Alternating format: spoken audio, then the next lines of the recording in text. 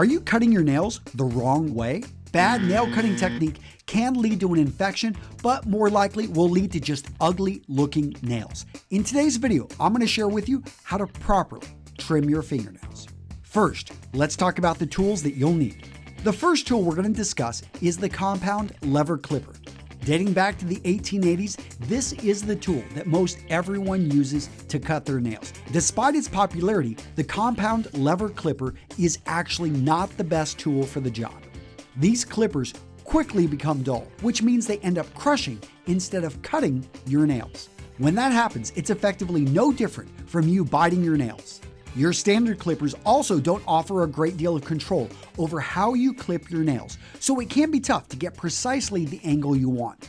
That said, if you don't have anything else on hand or you need something small to fit in your DOP kit, the compound lever clipper can get the job done in a pinch. Now, it is possible to get high quality clippers, but you're going to need to look at specialty stores. You won't find these in your local drugstore. Make sure they're made from high carbon stainless steel. These will keep their sharp edge a lot longer.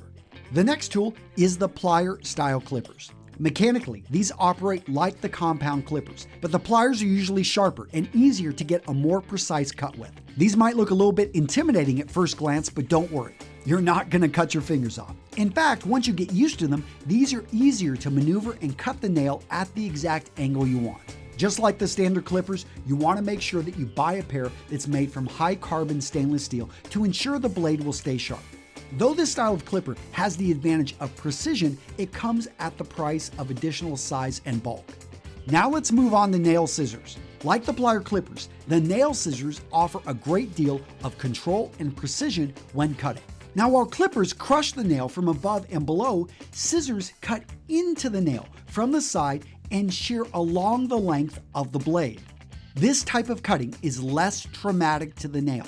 So if you've been suffering from cracked nails, you want to try nail scissors. One thing you need to focus on with the scissors, though, is keeping them straight up and down. You don't want to introduce an angle into the cut. Finally, let's talk about nail files. This is an important tool for smoothing out your nails once you're done cutting them, or if you develop a snag in between trims. You want to look for a metal triple cut file or a file made from glass. Higher quality files will have a tip that you can use to clean underneath the fingernail as well. Now let's go over how to cut your nails correctly. Step 1, clean your nails. You want your nails clean before cutting them to make sure you don't spread any bacteria into an accidental cut. Now you may be wondering, what about soft nails? Should I actually soak my nails in water to make them softer? The answer is no. In fact, it's better for your nails to be firm when you trim them. Soft nails are more likely to tear. A quick 20-second wash with antibacterial soap is all you need.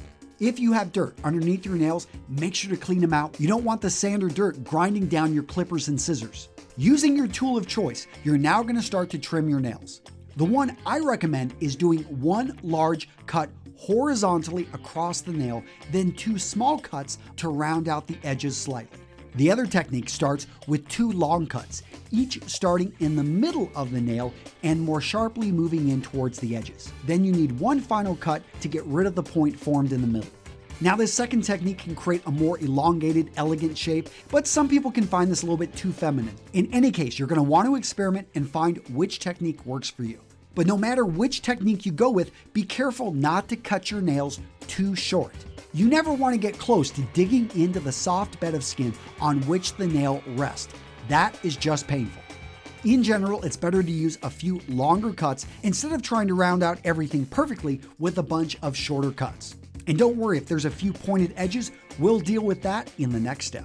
Now we want to use the nail file to clean up any imperfections. Move the nail file in one direction only.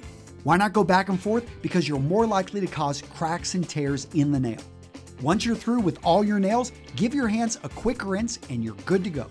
Now you're probably wondering, can I use these same techniques on my toenails? The answer, of course you can. However, you're going to need a slightly more robust version of each tool made specifically for the tougher toenails. Also, you don't want to use the same tools on your hands and feet for hygiene purposes. Your feet are more likely to have bacterial and fungal problems, and you don't want to spread this to your hands. Cutting your nails properly does require a few extra steps and a few extra tools, but if you follow the techniques as taught in today's video, you're going to have great looking nails every time you cut them. For more detail on how to trim your nails correctly, check out the support article over at realmenrealstyle.com.